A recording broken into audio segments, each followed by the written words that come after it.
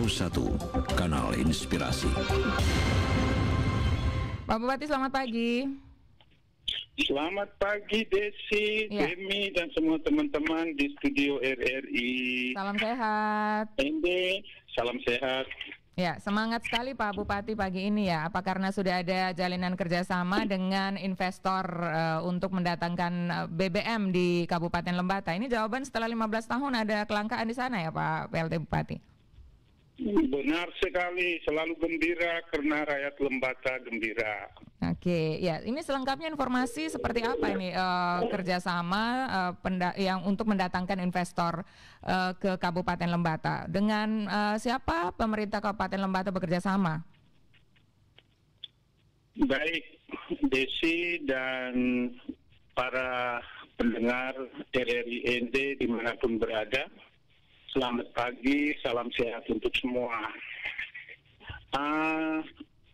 Pertama perlu saya sampaikan bahwa fasilitas jobber untuk pengisian BBM yang lengkap dan tercanggih di NTT itu sebenarnya ada di Lembata. Yang dibangun sejak 15 tahun lalu, yaitu tepatnya tahun 2006. Ya. Tetapi bangunan yang megah itu dengan dermaga jobbernya sampai dengan sebelum kerjasama ini dilakukan itu dibiarkan mubazir. Dan selama 15 tahun ini rakyat Lembata mengalami kekurangan pasokan BBM yang untuk subsidi saja itu pasokannya kurang, apalagi yang untuk non subsidi. Ya, setelah saya menjadi wakil bupati, saya ingin mengurai ini kemacetan ini, yaitu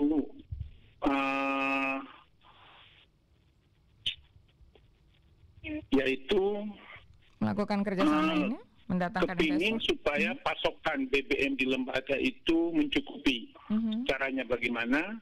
Pastinya begitu banyak investor minyak kita bisa undang ke Lembata. Tetapi komunikasi dengan berbagai investor itu terkendala karena masalah perizinan. Bukan izin untuk minyaknya masuk, tetapi izin untuk menggunakan fasilitas pemerintah daerah, baik itu yang ada di dermaga Pelabuhan Rakyat Lewoleba, Pelabuhan Nusantara Lewoleba, maupun di dermaga Jobber Lewoleba. Dan akhirnya setelah saya menjadi PLT Bupati Lembata, saya kepingin mengurai ini. Kenapa ada kemacetan, ada kekurangan BBM yang begitu lama dialami oleh masyarakat Lembata. Ya, lalu apa yang ditemukan Pak Thomas? Saya menemukan sebenarnya mudah ini, mudah. Tapi kita ini kan terkadang kalau ada yang sulit, kenapa mesti dipermudah kan? Ada pemikiran seperti itu.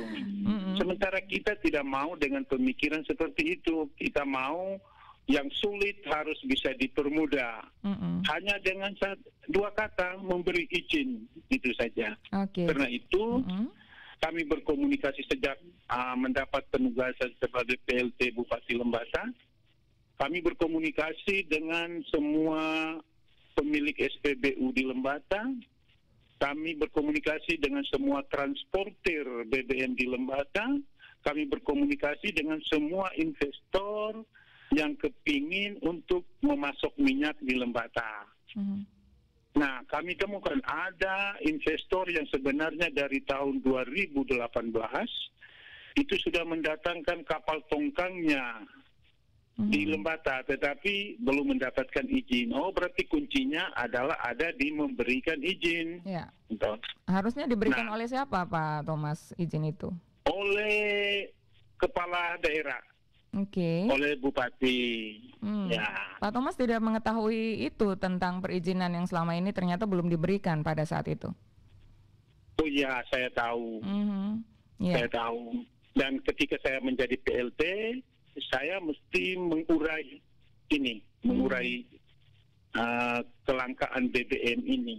Ya, salah Dan satu salah caranya satu itu caranya adalah dengan memberi izin untuk memanfaatkan fasilitas Pemda yang ada di Lembata, yaitu mengizinkan penggunaan dermaga jobber untuk sandarnya kapal minyak, untuk sandarnya tongkang minyak di Lembata. Dan kami bekerja sama dengan PT Yosindo dan PT Andika.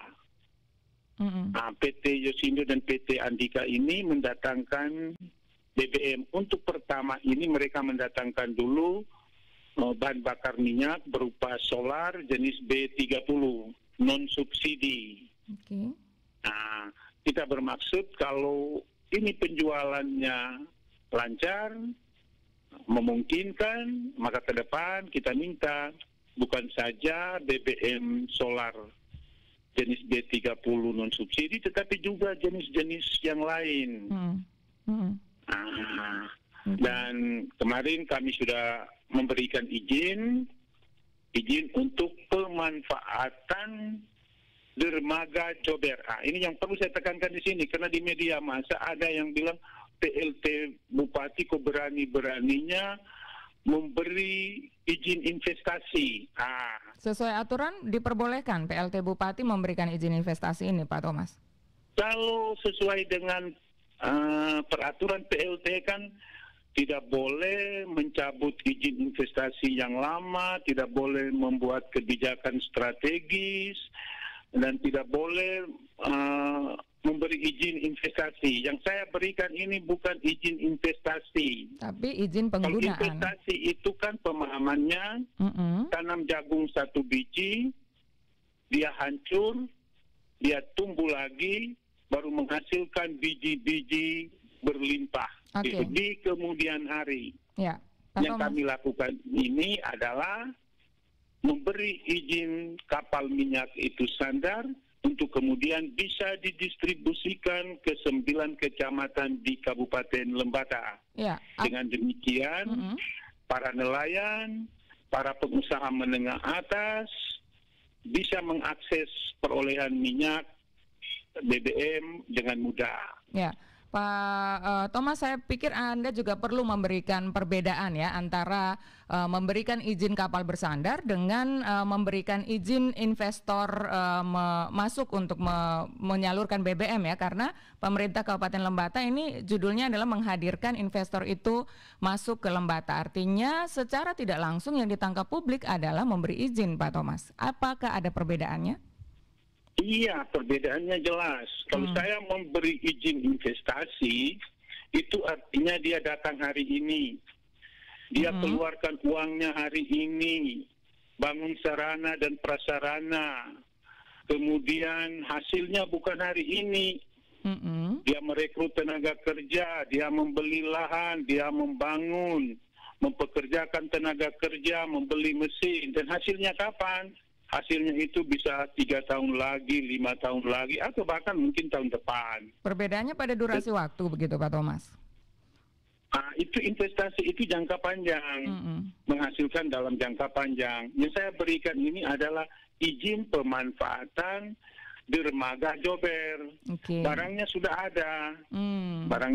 ada, datang, sandar dan memanfaatkan. Bahkan kami punya jobber ini dengan saluran perpipaan yang paling baik di NTT, dibangun oleh kerjasama dengan pemerintah. Sayang kalau tidak digunakan begitu, Pak Thomas ya? 15 tahun tidak digunakan. Jadi masyarakat Lembata mengeluarkan uang yang besar waktu itu puluhan miliar, tetapi tidak pernah ada pemasukan. Nah ini, kita kaya dengan aset, tetapi kita miskin dengan pendapatan. Ini soal. Gitu. Kenapa aset itu tidak dimanfaatkan untuk mendatangkan penghasilan? Ini cara berpikir harus dirubah ini. Aset-aset yang menganggur itu terlalu banyak. Kita punya jobber, mesti dimanfaatkan. Kita punya pabrik es, nganggur sekarang. Ke depan kami harus manfaatkan. Kami punya pabrik tepung ikan, macet sekarang, ke depan harus dimanfaatkan. Karena aset-aset itu mati dan tidak mendatangkan hasil apa-apa. Oke. Baik. Itu. Pak Kita Thomas, kaya aset, tetapi miskin pendapatan. ini yang kemudian Anda ingin urai tadi begitu ya, yang Anda sampaikan tadi. Persis, karena nanti kalau pabrik esnya jadi, dia harus butuh minyak, butuh tenaga kerja. Kalau pabrik tepung ikan jadi, dia butuh minyak, butuh tenaga kerja. Ini kita harus mengurainya dan membentuk sebuah mata rantai yang tidak putus-putusnya. Maka starting point-nya tadi adalah atasi dulu kelangkaan BBM-nya ya. Oke, Pak Thomas. Kata kuncinya di situ. Oke, Pak Thomas, ini sudah dilakukan MOU semacam itu ya. Dan kapan mereka kemudian mulai menyalurkan itu dan harga industrinya nanti seperti apa nanti harga eceran tertinggi di sana? Diatur bagaimana? Oh ya, Desi dan para pendengar sekalian. Sejak kemarin tanggal 11 kita sudah memberikan izin pemanfaatan dermaga Jober. Penyaluran minyak malam itu dari kapal tangki ke tongkang minyak sudah dilakukan. Kemarin atau hari ini mereka sudah mulai bisa beroperasi penjualan minyak kepada mobil-mobil tangki, kepada kapal-kapal nelayan yang menggunakan BBM solar jenis B30. Oke. Dan harga, ini kan harga non subsidi, ini harga industri. Harga industri itu sesuai dengan pantauan pemerintah pusat, dan pemerintah pusat itu setiap tanggal 1 dan tanggal 15 selalu memberi informasi. Karena itu harga dolar. Oke. Misalnya tanggal 1 harganya sekian. Kemarin kami pantau itu harganya sekitar 12.500. Berarti dia harus menjual dengan harga 12.500 sebelum pajak dan retribusi ke daerah. Berarti bisa naik lagi, bisa 13.000, bisa 14.000, bisa 15.000 dengan patokan harga tertingginya nanti ditetapkan di situ. Tapi harga dasarnya adalah 12.500. Ya, ini akan mengikuti perkembangan terus harga dolar ya, Pak Thomas.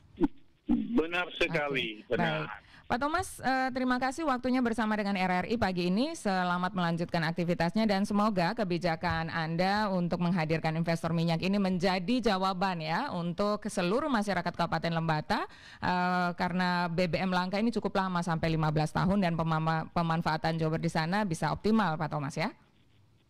Siap, salam hormat buat seluruh manajemen RRI ND dan juga para pendengar yang mendengarkan siaran ini. Salam sehat. Salam sehat, terima kasih.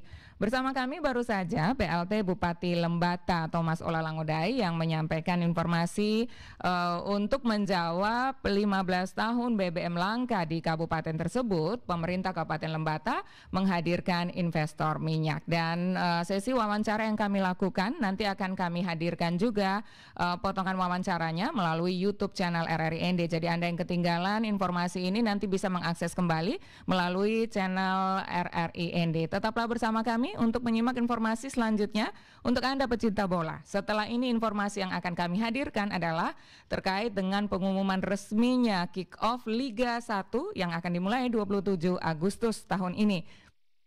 Dan nanti pendengar kami akan bersama dengan Sesmenpora Gatot S. Dewabroto yang akan menyampaikan informasi selengkapnya untuk Anda.